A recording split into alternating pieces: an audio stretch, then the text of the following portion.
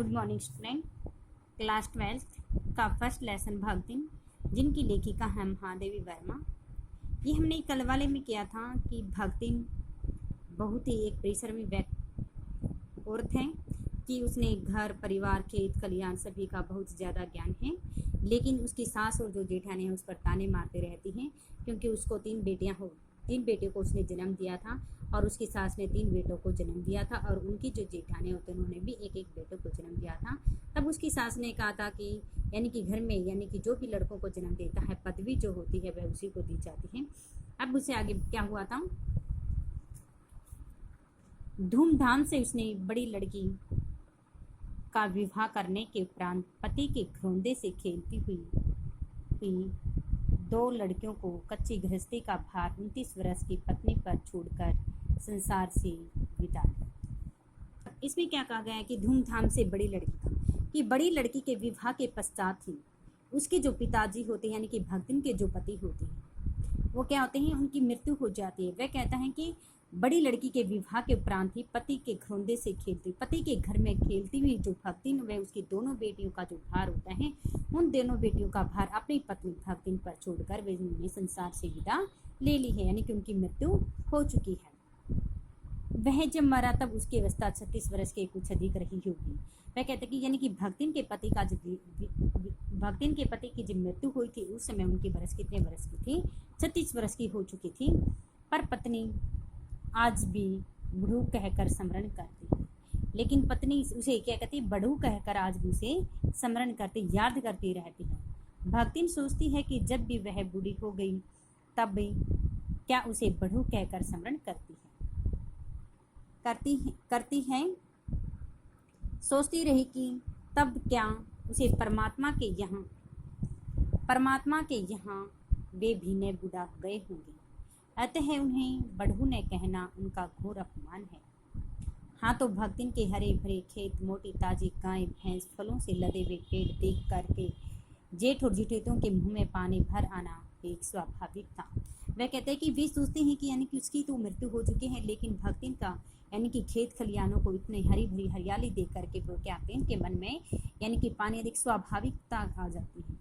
इन सबकी प्राप्ति तो संभव है जब बहू दूसरा घर कर लेती है। तब जन्म से खोटी भक्ति इसके चकमे में आई थी। उसने क्रोध से पांव पटक कर आंगन में कंपायन करते हुए कहा कि हम कुकरी बिलारी ने हुए, हमारा मन पुछाई तो हम दूसरा के जाब नाही तो तुम्हारी पच्छे की छाती होरा बुजब और राज करब समझे रहो। यानी कि यहाँ पर वे कहते हैं कि हमें बता कि आपको दुखों का जो पहाड़ होता है वह टूट पड़ा है, और अपने कंपन भरे स्वर में यानी कि उनके आंगन में अपने पैर रखते हुए उनसे कह रहे हैं कि आपसे हम आपका जो दुख होता है वह हमसे देखा नहीं जाता है।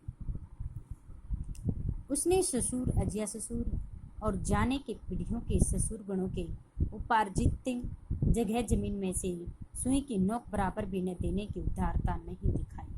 वह कहते हैं कि उसके पश्चात भी यानी कि जेठ जो थे उनके, वह कहते हैं कि चलो उन्होंने ये नहीं सोचा कि उनके भाई की मृत्यु हो चुकी है तो हमारे ज़मीन जायदाद यानी कि उसके जो सास ससुर दादा परदादा जो हुआ करते थे उनकी पीढ़ियों में से उनकी जो ज़मीन जायदाद होती है वह उनको दी जाए। वे सोचते कि उनकी सुई की नोक बराबर देने की हिम्मत नहीं दे सकेगी उनको। इसके अतिरिक्त गुरु के कान फूकवा, कंठी बांध और पति के नाम पर घी के चिकने केसों में समर्पित कर अपने कभी न टलने की घोषणा कर। भविष्य में भी संपत्ति सुरक्षित रखने के लिए उसने छोटी लड़कियों के हाथ पीले कर उन्हें ससुराल पहुंचाया। वह कहते कि मैं अपनी जमीन जायदाद संपत्ति को सुरक्षित रख सकूं। उसके पश्चात एक बेटी का उसने विवाह कर दिया था उसके पति के जी रहे थे जब उसकी, लेकिन उसकी मृत्यु के बाद दोनों बेटियों का जो विवाह होता है वह बाद में कर दिया। फिर उसने क्या सोचा कि सुरक्षित रखने के लिए हाथ पीले कर दिए और उसने रखने के लिए चुने हुए बड़े दामाद को घर जमाई बनाकर रखा। इस प्रकार उसके जीवन का तीसरा परिच्छेद आरंभ होता है।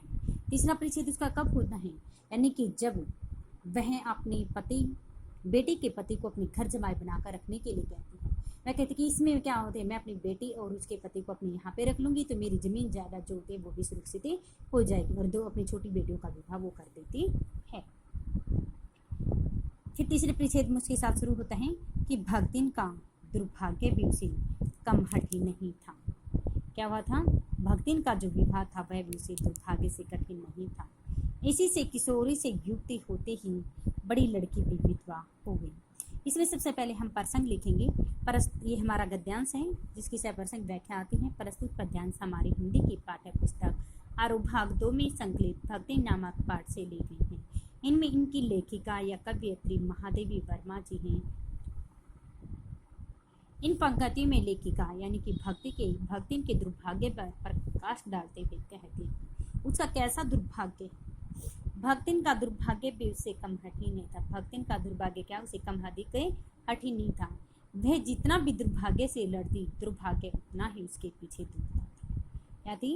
वह जितना भी दुर्भाग्य से लड़ती रहती थी, दुख दर्दों से समाज से लड़ने, उतना ही वह दुर्भाग्य उसके पीछे पीछे भागता था। इसी से किशोरी से युक्ति होते ही उसकी बड़ी लड़की भी विधवा हो गई थी, क्योंकि किशोरावस्था में ही यौनावस्था के कदम रखते ही भक्तिन की जो बड़ी बेटी है उस बड़ी बेटी का क्या हो गया था कि पति का देहांत हो चुका था। अब वो क्या थी? वो भी विधवा हो चुकी थी।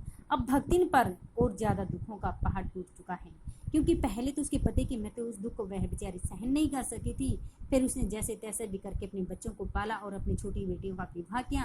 लेकिन जैसे ही उसकी जो बेटी होती है, क्योंकि 13 साल यानी कि 13 या 15 साल की उम्र में ही उसकी बड़ी बेटी की शादी कर दी गई थी। जैसे अब यौनावस्था हुई थी यानी कि वह 22-23 साल की अवस्था में जब वह आई थी, उसी समय क्या होता है उसके पति की मृत्यु हो जाती है। ऐसे देख करके यानी क्या होता है यानी कि उस पर दुखों का पहाड़ और ज़्यादा टूट पड़ता है।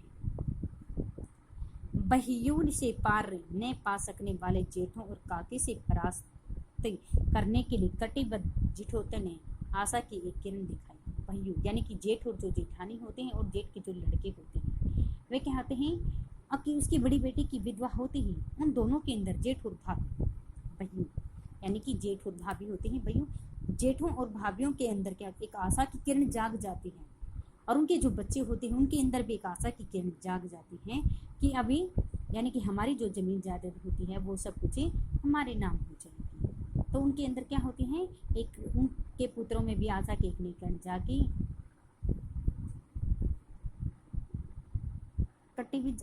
जाग पाई। विधवा बहन के गठबंधन के लिए बड़ा चिटोत अपने तीतर लड़ाने वाले साले को बुलाया।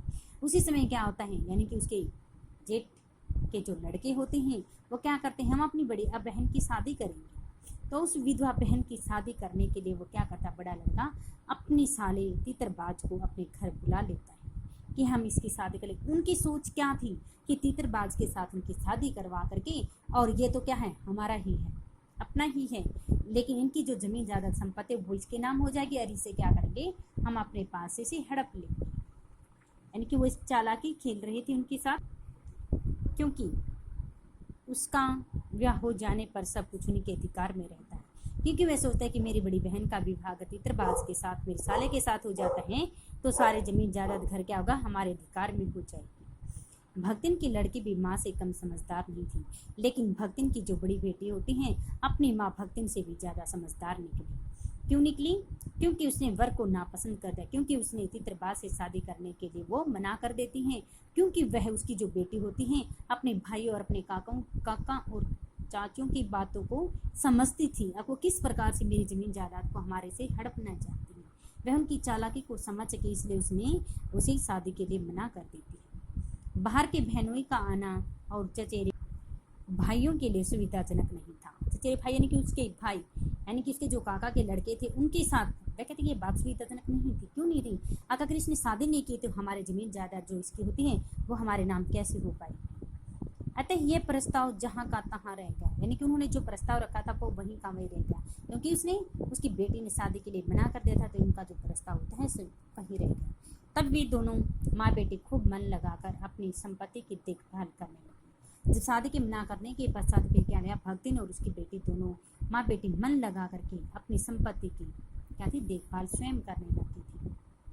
और कहा कि मान में तेरा मेहमान की कहावत चित्रात करने पर वर के समर्थक उसे कभी न किसी प्रकार की पदवी पर अभिषिक्त करने का उपाय सोचने लगे। फिर वही उन्हें कहता है कि आप चाहे मानो या न मानो, यानी कि हम तो अपने ही, हम आपका भला चाहते हैं, ये चाहते हैं। तो वह कहते कि क्योंकि फिर वह तरह तरह की तरकीबें सोचने लगते हैं, क्योंकि उनको अपने मोह जाल में फंसाने की वो कोशिश कर रहे हैं। अब किसी न किसी तरह ये शादी कर ले इससे, और ये जमीन जायदाद हमारे नाम हो जाए, और उसके बाद ये फिर हमें अपने नाम करवा के उनकी शादी को तुड़वा देते हैं। और ज़्यादा उनको दुख देने, उनका सहयोग करने की बजाय वे क्या करते थे, उनके साथ उनके दुख देना चाहते थे।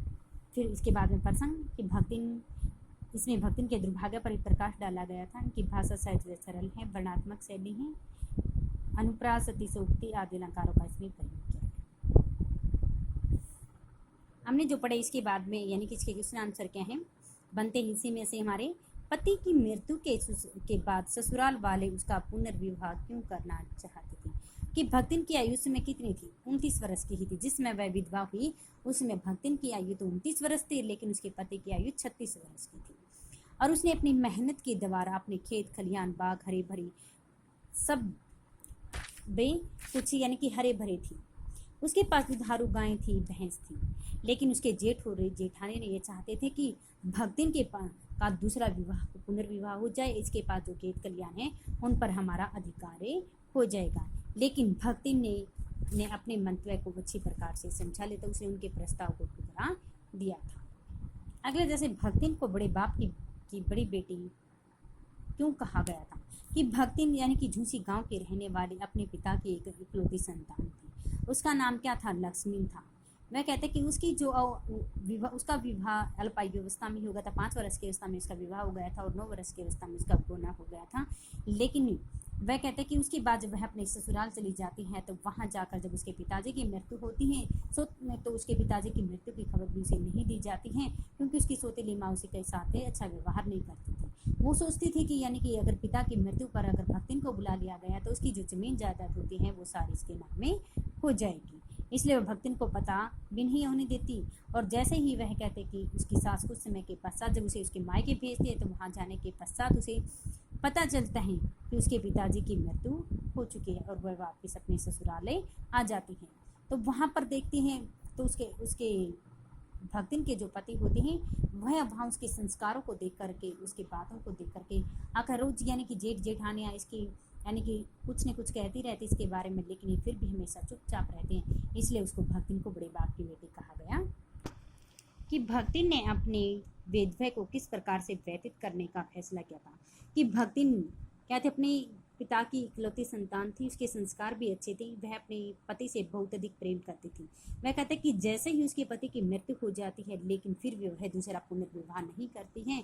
वह अपनी तीनों बेटियों को, यानी कि एक बेटे की उसकी शादी हो चुकी है और दोनों बेटियों को वह अच्छे प्रकार से उनका पालन पोषण करती हैं, और अपनी पति की यादों के सहारे उसने अपने जीवन जीने का फैसला ले लिया था। उसने सोच लिया था कि सांसारिक मोह माया से नाता तोड़ करके उसने गृहस्थी चलानी है, अपने बच्चों का अच्छी प्रकार से पालन पोषण करना है। इस प्रकार से उसने ये फैसला ले लिया था।